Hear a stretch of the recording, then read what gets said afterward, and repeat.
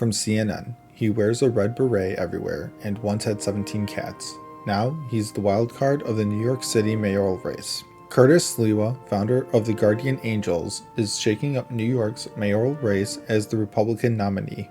Known for his red beret and subway chats, he's connecting with voters one high school story at a time. Once housing 17 cats during the pandemic, now down to 6. Sliwa's animal welfare passion even drew a jab from Trump, but he's focused on crime, affordability, and no-nonsense policies. In a splintered field, polls put him at 15%, outpacing Mayor Adams. Supporters see his street smarts as a path to victory, while critics call him an entertainer. Sliwa bets on everyday New Yorkers for a surprise win in this unpredictable election. From Fox News, Harvard law professor spreads debunked rumor about Charlie Kirk assassination suspect.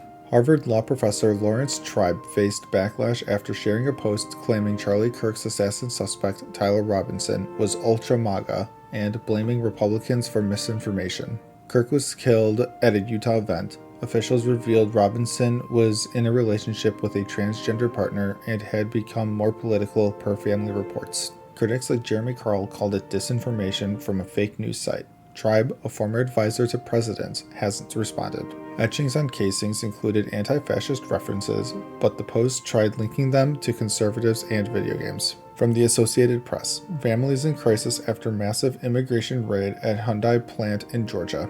A massive raid at a Hyundai plant in Georgia detained 475 workers, the largest in 2 decades, leaving families in panic and nonprofits overwhelmed with calls. Many detained were Korean and have returned home, but non-Korean immigrants from Latin America remain in limbo, some with legal work status like DACA. Lawyers say some had valid authorizations, yet were arrested. Families lost breadwinners, facing shortages of food and transportation.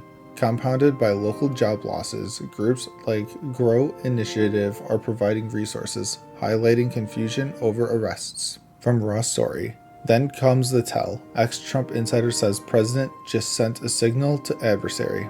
Ex-Trump associate Lev Paranas claims Trump's letter to NATO is a signal to Putin, treating the Ukraine war like a business deal. Trump opposes sanctions on Russia if NATO stops buying their oil and tariffs on China until the war ends, calling it Biden and Zelensky's war. Parnas, convicted of campaign finance violations, sees it as blackmail, echoing Kremlin narratives and prioritizing personal leverage. He warns Trump isn't serious about stopping Putin, using the conflict for power plays against allies. From the Washington Post, teens armed with rifles killed congressional intern, police say.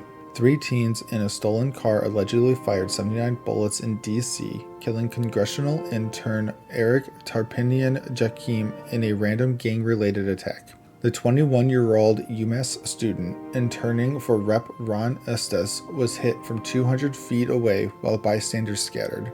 Investigators used surveillance video to track the suspects, Kelvin Thomas, Jalen Lucas, and Naquan Lucas, charging them with first-degree murder. Defenses question video IDs and suggest self-defense, but a judge denied release. The case links to prior crimes. From Daily Caller, Dem rep keeps up post calling alleged Charlie Kirk assassin MAGA after authorities said he was leftist. California Rep. Dave Min hasn't deleted a post claiming Charlie Kirk's alleged assassin Tyler Robinson was MAGA, despite reports suggesting leftist leanings.